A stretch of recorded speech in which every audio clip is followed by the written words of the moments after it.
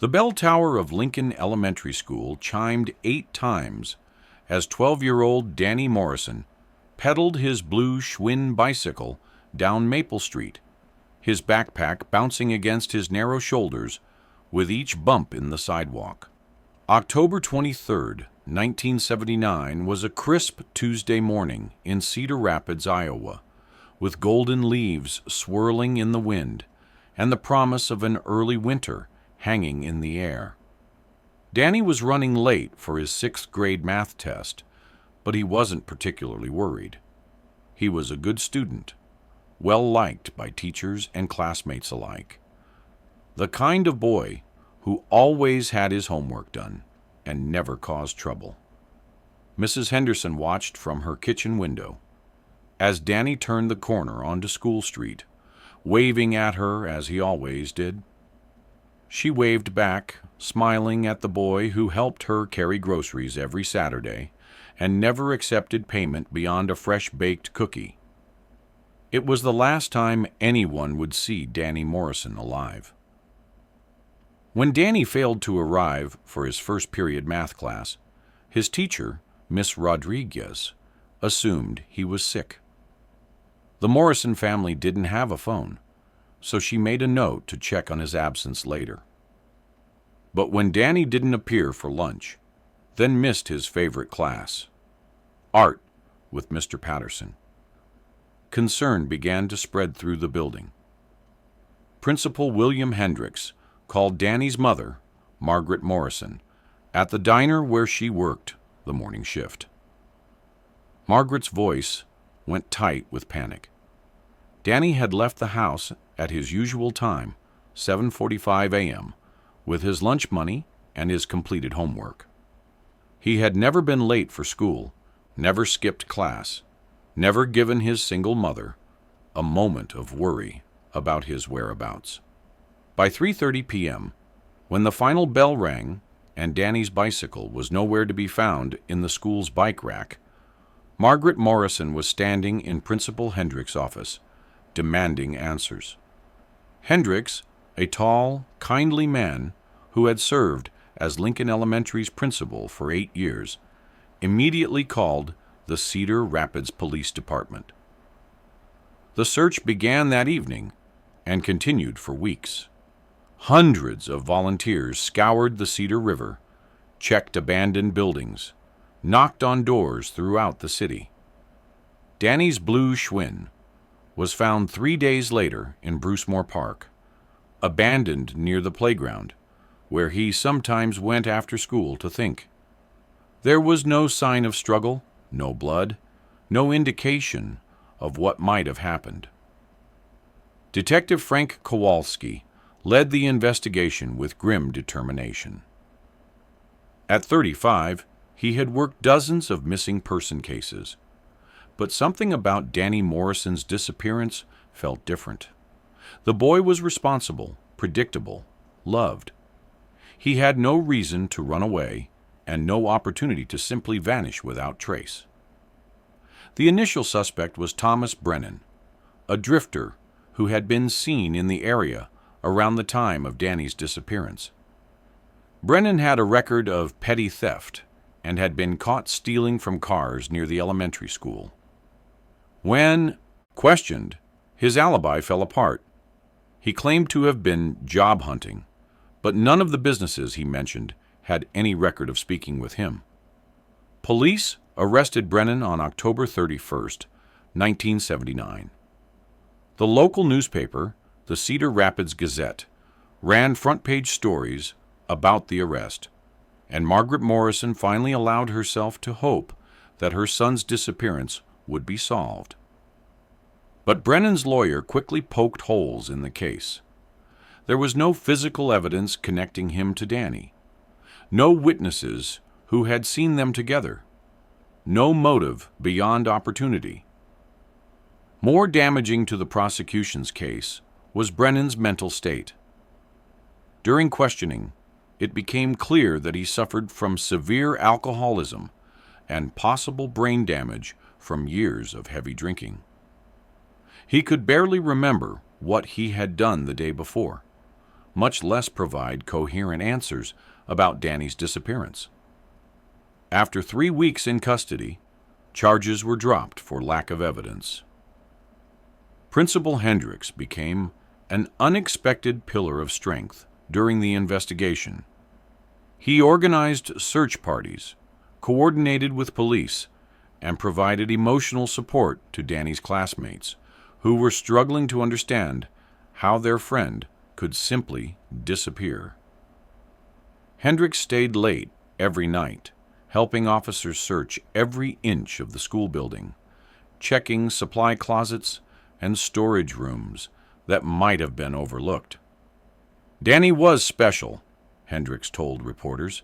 He had this way of making everyone feel important, from the youngest kindergartner to the oldest teacher. We won't stop looking until we bring him home. As weeks turned to months, the case grew cold. Margaret Morrison quit her job at the diner and took work cleaning offices at night so she could spend her days searching for Danny.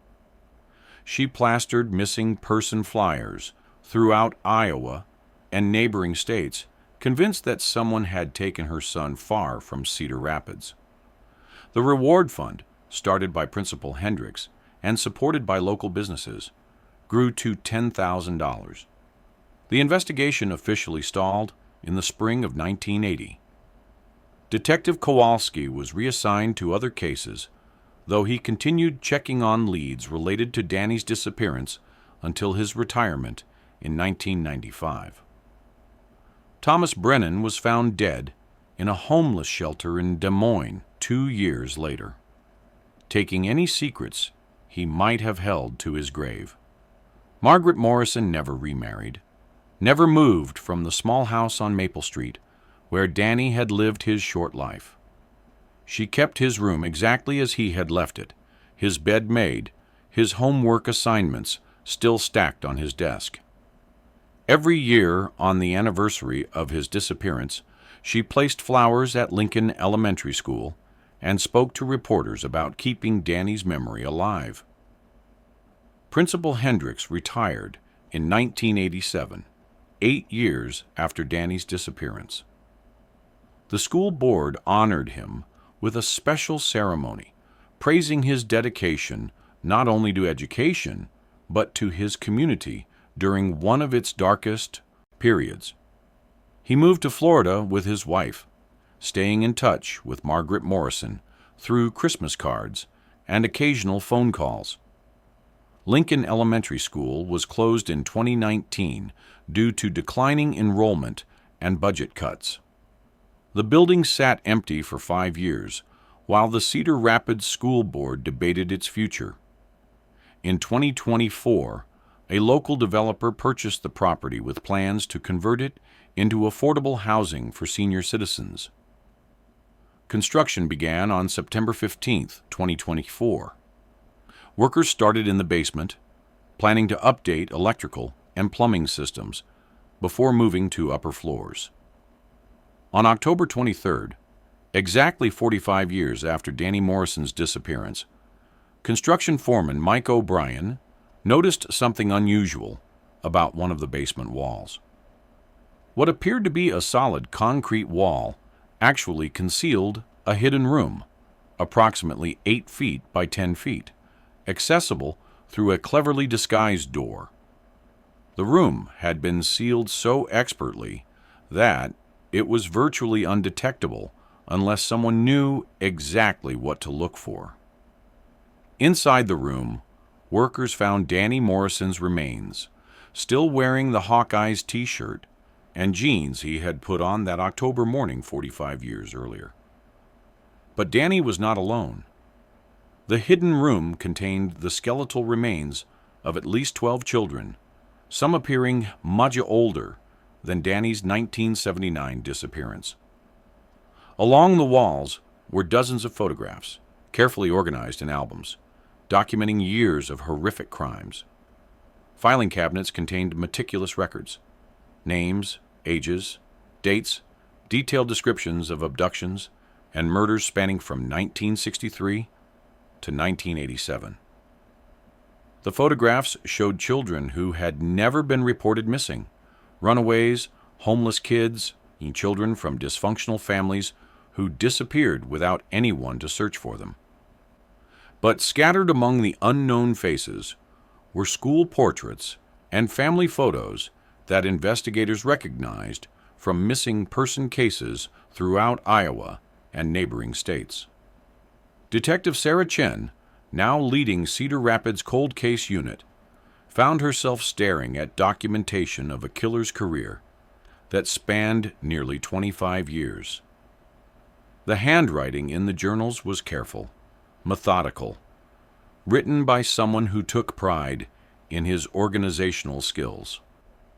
The photographs were arranged chronologically, with notes about each victim's selection criteria and behavioral patterns. But the most shocking discovery was a key hidden behind a loose brick in the wall. The key opened a safety deposit box at First National Bank of Cedar Rapids, rented under the name William H. Hendricks in 1963, and maintained through automatic payments until the principal's death in 2019. Inside the safety deposit box, investigators found additional photographs, more detailed journals, and a full confession written in Principal Hendricks' distinctive handwriting. The document, dated December 1987, revealed the scope of his crimes and his motivation for stopping. "I have served education and children for my entire career," the confession read. "No one ever suspected that the man dedicated to protecting children was the one they most needed protection from. The position gave me access, trust, and cover. Parents brought their most precious gifts to me willingly, every single day." Hendricks had used his position as principal to identify vulnerable targets: children who walked to school alone, students from troubled homes where a disappearance might be attributed to running away, kids who were struggling academically or socially and might not be immediately missed. He had established a pattern of staying late at school, giving him opportunities to intercept children who remained after hours for various activities. The hidden room had been constructed during the school's 1962 renovation, when Hendricks was assistant principal. He had supervised the basement construction personally, creating his secret space before the building's completion. The entrance was concealed behind what appeared to be a utility panel, indistinguishable from dozens of others throughout the building's basement. Danny Morrison's disappearance had been Hendricks's final crime. The boy's popularity and the intensity of the community response had unnerved the principal. For the first time in his career, Hendricks found himself at the center of an investigation, rather than helping to coordinate it from the sidelines. The stress of managing the search for a victim he had killed while maintaining his facade of concern had pushed him to retirement. "The Morrison case taught me that I had become careless," his confession continued.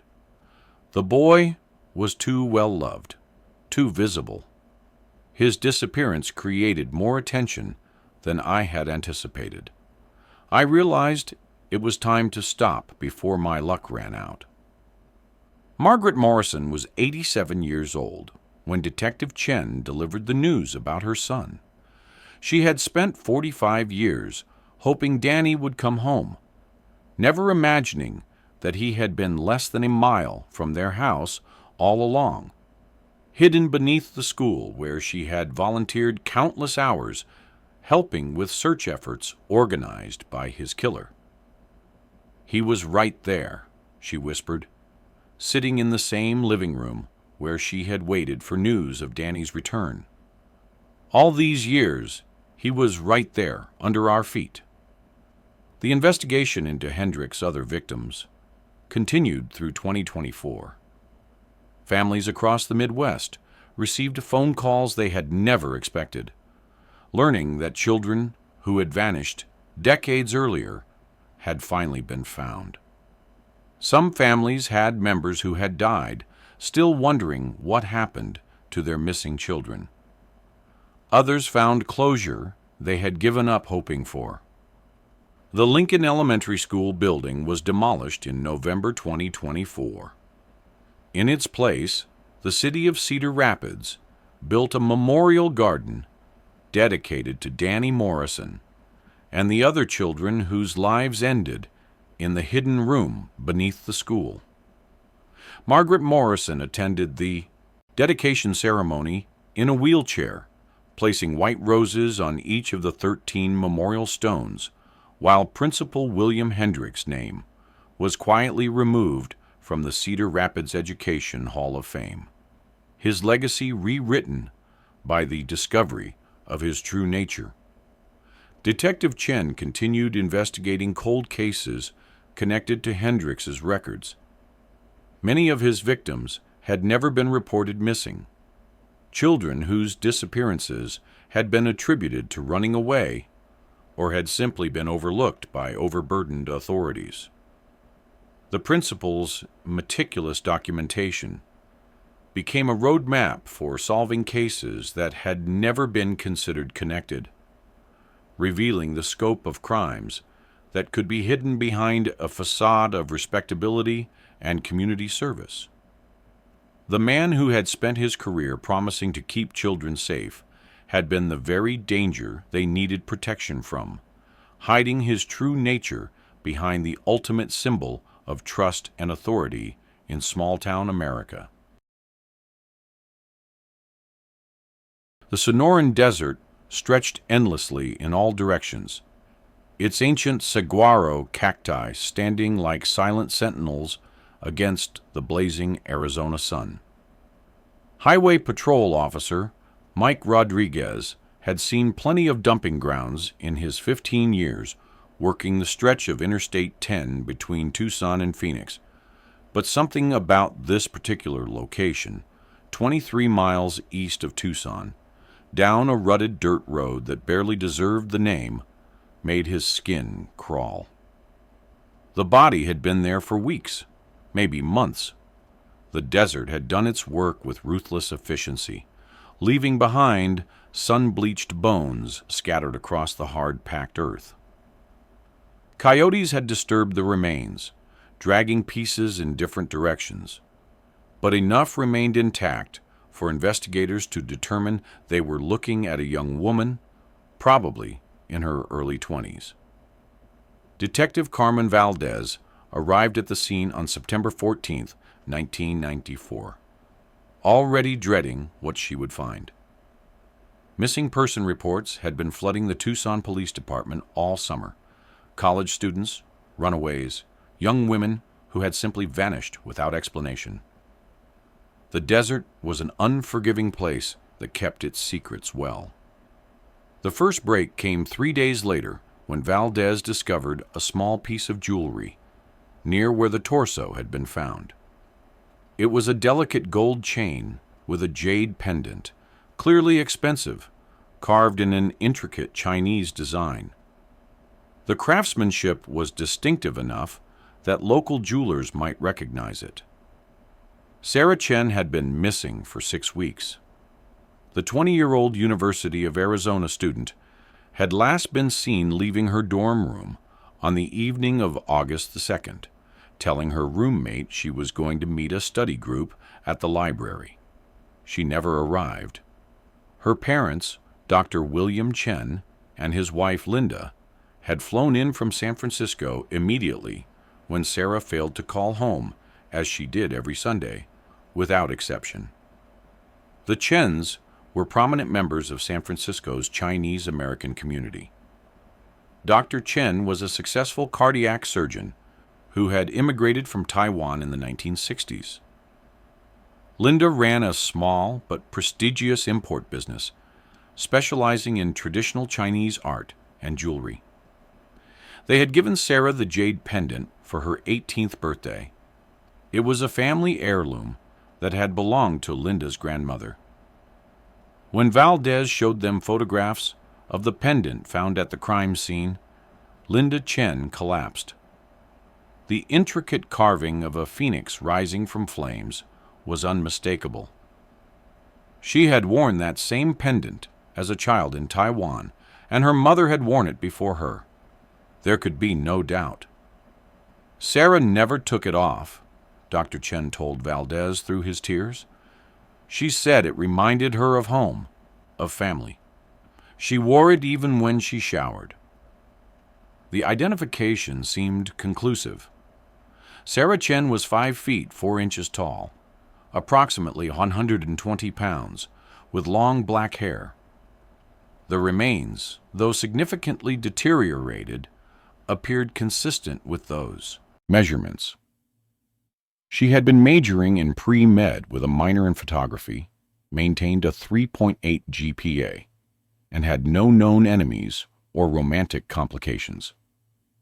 The investigation focused on Sarah's final weeks in Tucson. She had been working part-time at a local photography studio, developing film for wedding photographers and portrait artists. Her supervisor, Marcus Webb, described her as reliable and talented, but mentioned she had seemed nervous in the days before her disappearance. She kept looking over her shoulder, Webb told investigators, asked me weird questions about whether our security cameras worked, whether we kept records of who came in and out. I figured she was just paranoid about walking alone on campus at night. Sarah's roommate, Jennifer Martinez, revealed that Sarah had been receiving strange phone calls in the weeks before she vanished. She would answer and just listen for a long time, then hang up without saying anything. When I asked about it, she said it was probably wrong numbers, but she looked scared. The case attracted significant media attention. The Chen family was well connected, and Dr. Chen used his influence to keep Sarah's disappearance in the news. They offered a $50,000 reward for information leading to an arrest and conviction. Local Chinese-American organizations held vigils and distributed flyers throughout Arizona and California. But the investigation stalled quickly. There were no witnesses to Sarah's last movements, no physical evidence beyond the pendant, no clear motive for murder. The remains were too deteriorated for cause of death determination. DNA testing was still in its infancy, and the bone fragments yielded no usable genetic material with 1994 technology. The funeral was held at Grace Cathedral in San Francisco on October 8, 1994. Over 800 people attended, including Sarah's professors, classmates, and family friends. Dr. Chen delivered a eulogy in both English and Mandarin, speaking of his daughter's dreams of becoming a doctor like him, of her plans to open a free clinic for immigrant families who couldn't afford medical care. The case officially went cold in 1996.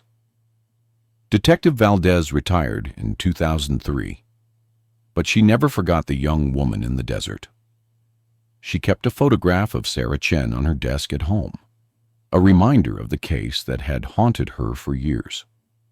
The truth began unraveling on March 15, 2023, when Dr. Amanda Foster, a forensic anthropologist at Arizona State University, was reviewing old cases for a graduate seminar on cold case investigations. Foster had access to new facial reconstruction technology that could create detailed 3D models from skull fragments. The technique had advanced dramatically since the 1990s, capable of producing remarkably accurate facial approximations. Working with Sarah Chen's remains, Foster spent weeks carefully mapping bone structure and tissue depth patterns. The computer-generated reconstruction that emerged looked nothing like Sarah Chen. The face that appeared on Foster's screen was broader, with different bone structure around the eyes and jaw. The victim had been Hispanic, not Asian, with features that suggested Mexican or Central American ancestry. More shocking still, the reconstruction indicated the victim had given birth at least once, something that Sarah Chen's medical records definitively ruled out. Foster immediately contacted the Tucson Police Department's cold case unit. Detective Brian Morales ran the facial reconstruction through missing person databases and found a match within hours. The victim was Maria Santos, a 23-year-old undocumented immigrant from Guatemala who had been reported missing by her sister in September 1994, just days before the remains were discovered. Maria's sister, Carmen Santos, had been working as a housekeeper in Tucson when Maria disappeared. Carmen had filed a missing person report, but as an undocumented immigrant herself, she had been afraid to provide much detail to police. The investigation into Maria's disappearance had been perfunctory at best. The jade pendant that had led investigators to misidentify the remains told a different story entirely. Maria Santos had been working as a cleaner at a jewelry store in downtown Tucson. Store owner Rebecca Walsh remembered Maria admiring the pendant in the display case, asking questions about its meaning and price. Walsh had let Maria try it on during her break, joking that jade was supposed to bring good luck. Security footage from August 30th, 1994, nearly 2 weeks after Sarah Chen's disappearance, showed Maria leaving the jewelry store wearing the pendant. She had stolen it, probably hoping to sell it for money to send back to her family in Guatemala. But if Maria Santos had died wearing Sarah Chen's stolen necklace, what had happened to Sarah? The answer came from an unexpected source. Federal agents had been monitoring communications related to a Chinese-American organized crime investigation when they intercepted a phone call in 2023 that mentioned Sarah Chen by name. The speaker was discussing someone who had been in witness protection for decades. U.S. Marshal Jennifer Park contacted the Chen family in March 2023 with news that seemed impossible. Sarah Chen was alive. She had been living under federal protection since August 1994, after witnessing the execution-style murder of 3 people at an off-campus party in Tucson. The killers were members of a human trafficking ring that moved young women from Asia to work in illegal massage parlors and brothels throughout the Southwest. Sarah had called police from a payphone that night, terrified and speaking in broken English, made worse by panic. She had identified herself and agreed to testify, but federal agents realized immediately that her life was in danger. The trafficking organization had extensive connections and had already demonstrated their willingness to kill witnesses. The decision was made to move Sarah into witness protection immediately. There was no time to contact her family or arrange a proper goodbye. Federal agents had driven her to a safe house in Colorado that same night, beginning a new life under the identity Rebecca Williams. For 29 years, Sarah Chen had been living as Rebecca Williams, a medical technician in Grand Junction, Colorado. She had married, had 2 children, and built a quiet suburban life, always knowing that revealing her true identity could result in death for herself and her family. The trafficking ring had continued operating for years after her disappearance, its leaders only recently arrested in a massive federal operation. Dr. Chen and his wife Linda had mourned their daughter for nearly 3 decades, never knowing she was alive and safe, forbidden by federal law from any contact that might compromise her security. Sarah had watched her parents' grief from a distance, reading obituaries and news articles about them online, unable to reach out without endangering everyone she loved. The reunion took place in a federal building in Phoenix on April 2nd, 2023.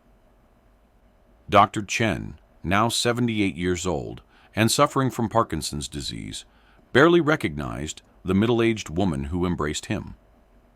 Sarah had gray streaking through her hair and laugh lines around her eyes. She spoke with a slight Colorado accent after decades away from home. "I thought about you every day," she told her parents through tears. "I wanted to come home so many times, but they said people would die if I did. I had to choose between my family and strangers' lives." Linda Chen had died 2 years earlier, never knowing her daughter had survived. Sarah visited her mother's grave in San Francisco, placing a jade pendant, not the original, but one she had bought to remember her mother, on the headstone. Maria Santos's killer was never identified. Her remains were returned to her sister Carmen, now a U.S. citizen, living in Phoenix with her own family. A small memorial service was held at a Catholic church in South Tucson, attended by other immigrant families who understood the particular pain of losing someone whose life was considered disposable by the systems meant to protect them. Sarah Chen returned to her life as Rebecca Williams, but she began volunteering with immigrant rights organizations, using her medical training to provide health care to undocumented families. She never revealed her true identity to her patients, but she understood better than most what it meant to live in fear, to exist without the protection of law, to have your very existence depend on staying invisible. The jade pendant that had led to decades of mistaken identity was returned to the Chen family.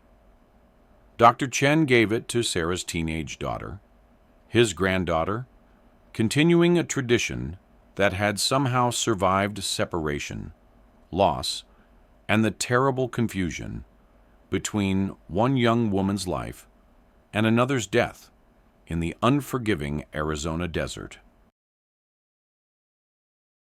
The sprinkler system hissed softly across the Crawfords' backyard as 8-year-old twins Amy and Beth played hopscotch on the concrete patio behind their modest ranch home in Bakersfield, California. It was July 14th, 1983, a Thursday afternoon that stretched endlessly under the Central Valley's brutal summer sun. The temperature had already climbed past 105 degrees, but the girls were used to the heat, their blonde hair bleached nearly white from constant sun exposure, their skin tanned dark, despite their mother's efforts with sunscreen. Susan Crawford watched her daughters from the kitchen window while preparing dinner, occasionally calling out reminders to stay in the shade or drink more water. At 32, she was a cautious mother who rarely let the twins out of her sight, but their backyard was completely fenced and visible from multiple windows in the house. The girls had been playing together since they could walk, sharing that mysterious twin connection that seemed to make them complete only when they were together. "Amy's cheating!" Beth called out, her voice carrying the particular indignation that only an 8-year-old could muster. "She jumped on the line." "Did not," Amy protested, hands on her hips in a perfect mirror of her sister's stance. Despite being identical twins, subtle differences had emerged as they grew. Amy was more aggressive, quicker to argue, naturally left-handed. Beth was gentler, more thoughtful, the twin who mediated their frequent squabbles. Susan smiled at their familiar bickering and turned back to the stove. When she looked out the window again, 15 minutes later, the patio was empty. The sprinkler continued its rhythmic sweep across the lawn, but there was no sign of her daughters. She wasn't immediately alarmed. The twins sometimes played hide and seek or explored the far corners of their yard, though they had strict instructions never to leave the property without permission. Susan called their names from the back door, expecting to see two giggling faces emerge from behind the tool shed or the large oak tree that dominated one corner of the yard. When no answer came, she stepped outside, calling more urgently. The backyard was completely enclosed by a 6-foot wooden fence with a single gate that remained locked from the inside. There was nowhere the girls could have gone without Susan seeing them from the kitchen window. By the time Susan had searched every inch of the property and confirmed that the gate's lock remained secure, panic was setting in. She called her husband David at his construction job, then immediately dialed 911. The Bakersfield Police Department arrived within minutes, beginning a search that would eventually involve hundreds of volunteers and last for weeks. Detective Maria Gonzalez took charge of the investigation on July 15th, the day after the twins' disappearance. At 28, Gonzalez was one of the youngest detectives in the department, but she had already developed a reputation for meticulous attention to detail and an intuitive understanding of family dynamics that served her well in cases involving children. The initial investigation revealed no obvious suspects or motives. The Crawford family was well regarded in their neighborhood, active in their church, with no history of domestic violence or financial troubles. David worked construction for a local company and had been at a job site with dozens of witnesses at the time of the disappearance. Susan was a stay-at-home mother who volunteered at the girls' school and organized neighborhood watch programs. The locked gate presented the investigation's first major puzzle. The fence was too high for 8-year-old children to climb, and there were no trees or structures that could have provided access to neighboring yards. The only way out of the backyard was through the house or over the fence, and both options seemed impossible given the circumstances. On July 18th, searchers made their first and most devastating discovery. Amy Crawford's body was found in an irrigation canal 3 miles from the family home, caught against a concrete spillway where the water slowed. The medical examiner determined she had drowned, though whether accidentally or intentionally remained unclear. There were no obvious signs of trauma beyond those consistent with several days in moving water. The discovery of Amy's body transformed the investigation from a missing person case to a potential homicide, while simultaneously deepening the mystery of what had happened to Beth. If one twin had somehow left the yard and fallen into the canal system that ran throughout Bakersfield's agricultural areas, where was her sister? Detective Gonzalez focused on the possibility that both girls had left the yard together, perhaps through some oversight or gap in the fence that investigators had missed. But repeated searches of the property revealed no possible exit routes. Crime scene technicians found no evidence of forced entry, no signs of struggle, no indication that anyone else had been in the backyard that afternoon. The investigation expanded to include registered sex offenders in the area, though none had any connection to the Crawford family or access to their secured backyard. Neighbors were questioned extensively, but no one had seen strangers in the area or noticed anything unusual on July 14th. Rick Donovan, a drifter who had been seen near Bakersfield's canal system around the time of the disappearance, was arrested on August the 2nd after witnesses placed him in the area where Amy's body was found.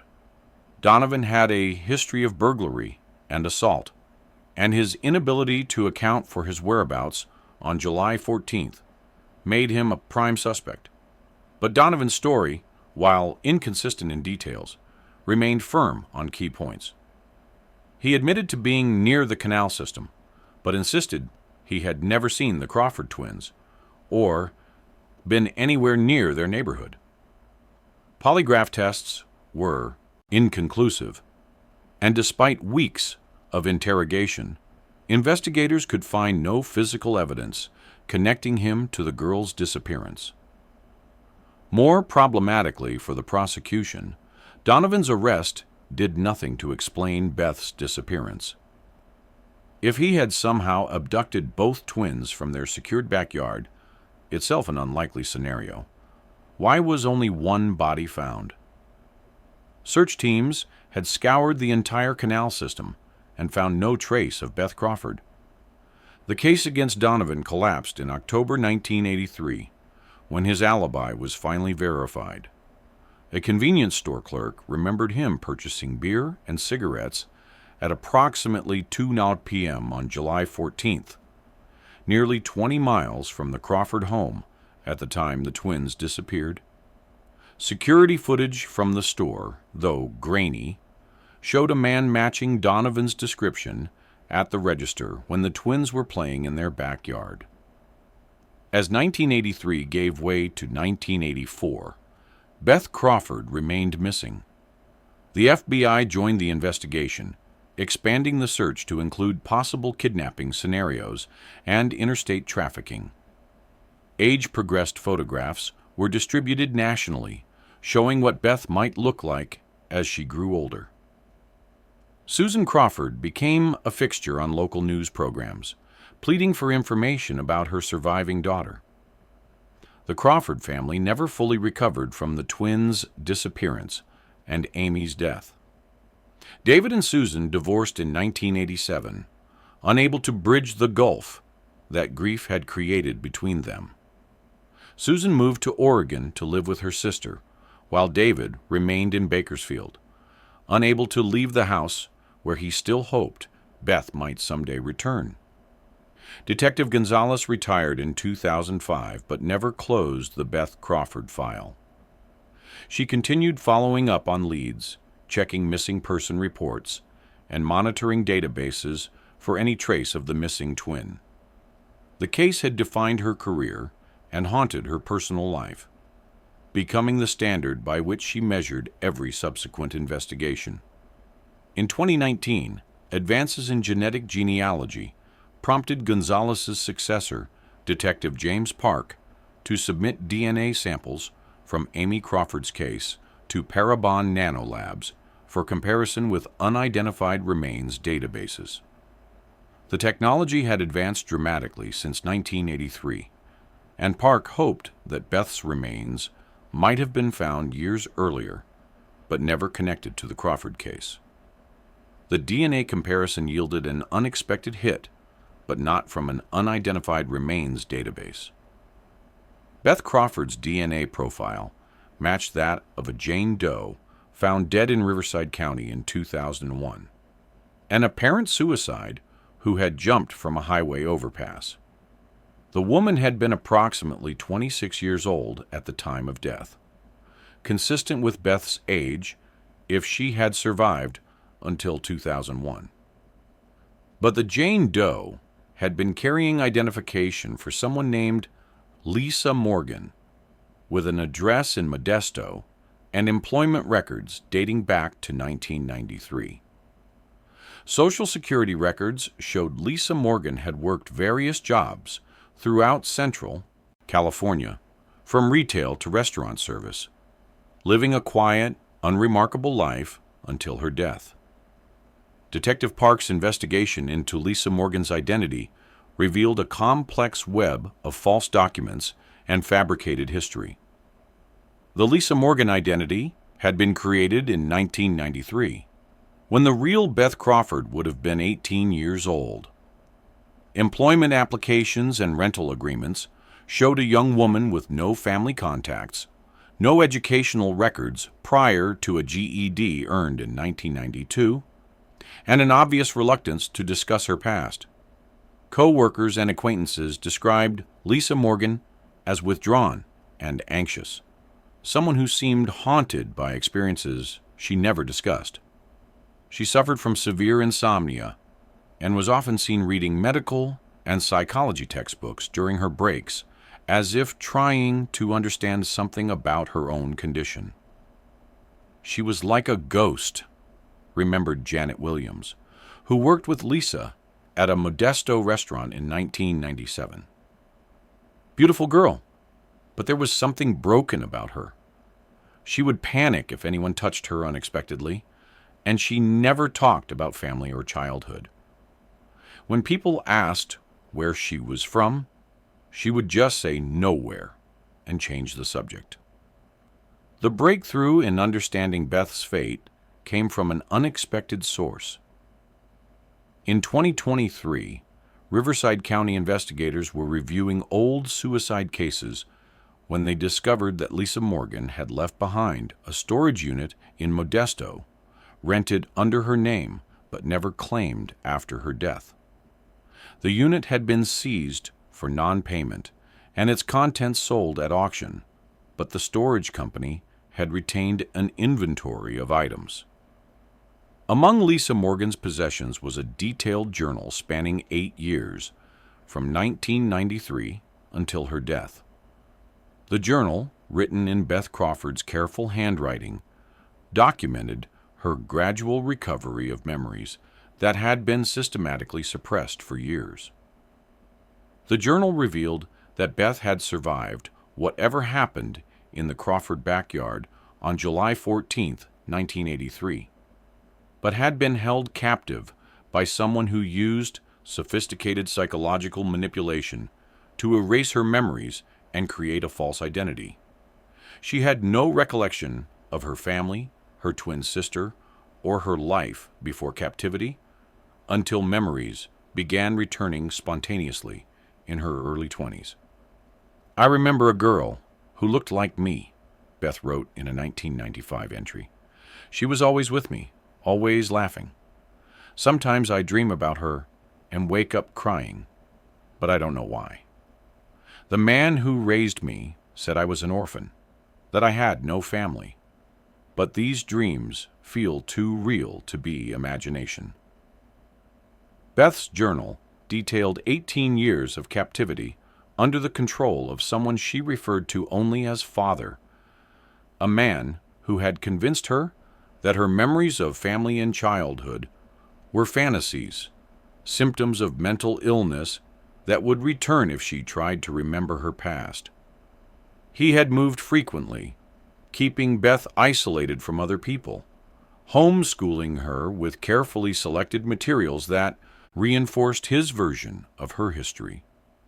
The psychological manipulation had been sophisticated and complete. Beth believed she was mentally ill, that her dreams and flashes of memory were delusions that proved she needed father's protection from a world that would institutionalize her if they discovered her condition. She had been taught to fear doctors, police, and social workers as people who would separate her from the only person who understood her illness. Beth had finally escaped in 1993, not through any dramatic breakout, but simply by walking away when father left her alone during a routine errand. By that time, she was 28 years old, but functioned emotionally as someone much younger. She created the Lisa Morgan identity using techniques father had taught her for avoiding detection by authorities who might force her into mental health treatment. The journal's final entries, written shortly before Beth's suicide, revealed that her memories had been returning with increasing clarity and devastating emotional impact. She had remembered Amy, remembered their childhood together, remembered the afternoon they disappeared. But she also remembered years of being told that these memories were symptoms of psychosis, and she couldn't reconcile the conflicting versions of reality. I found newspaper articles about Amy Crawford. She wrote in her final entry, dated 3 days before her death. She looks exactly like me. She was my twin sister. She's dead, and I was supposed to be dead too. I don't know how to live with remembering what was stolen from me. I don't know how to be Beth Crawford when I've been Lisa Morgan for so long. I'm trapped between 2 lives, and both of them are lies. The investigation into Beth's captor remains active. Her journal provided enough details for investigators to create a profile of the man she called father, but his identity remains unknown. He was described as middle-aged during Beth's childhood, educated, and knowledgeable about psychology and mental health treatment. He had the resources and skills necessary to create false identities and move frequently without detection. Detective Park believes father may have been responsible for other disappearances, possibly targeting children who could be taken without immediate detection. The Crawford twins' locked backyard suggests someone with detailed knowledge of the family's routines and security measures, possibly someone who had been watching them for weeks or months before acting. Susan Crawford learned of her daughter's fate in October 2023, 40 years after the twins' disappearance.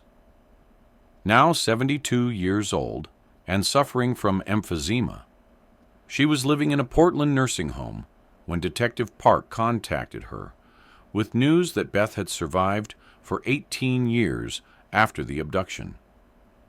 "She was alive all that time," Susan whispered, holding photocopies of Beth's journal entries. "She was trying to remember us while I was trying to forget the pain of losing her." Susan Crawford died 2 months later, having finally learned what happened to her daughters, but never getting the reunion she had hoped for throughout 4 decades of searching. Her funeral was attended by Detective Gonzalez, now retired, and several officers who had worked the original case, all of whom had carried the Crawford twins' story throughout their careers. Beth Crawford's remains were returned to Bakersfield and buried next to her twin sister Amy in Hillcrest Memorial Park. The headstone, paid for by donations from community members who remembered the case, simply reads, "Amy and Beth Crawford, beloved daughters, together again." The case of the Crawford twins remains officially open, with investigators continuing to search for the man who stole Beth's childhood and ultimately her life through 18 years of psychological torture disguised as protection. The locked gate that had baffled investigators in 1983 was finally explained through Beth's recovered memories. Father had been hiding in the storage shed, waiting for the perfect moment to take both girls when their mother briefly left her post at the kitchen window. Amy Crawford's death in the irrigation canal had been accidental, a panicked 8-year-old's attempt to escape that ended tragically in the rushing water. Beth's survival had condemned her to nearly 2 decades of captivity and psychological manipulation that ultimately proved as lethal as drowning, just delayed by 18 years of stolen memories and fabricated identity.